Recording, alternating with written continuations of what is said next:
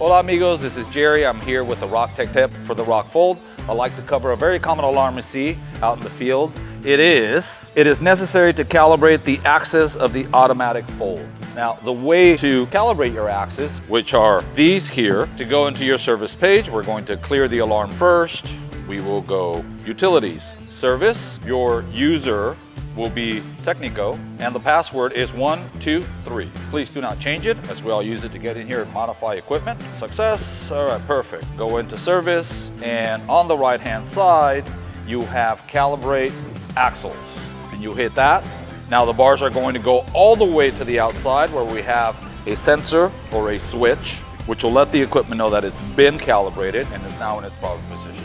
Before I run a garment through, I'd like to make sure that I do move in my bars to the correct position, especially the body folds if they're too far apart. Now I can set it to my desired fold and start running equipment on it. My alarm should be gone. Thank you guys.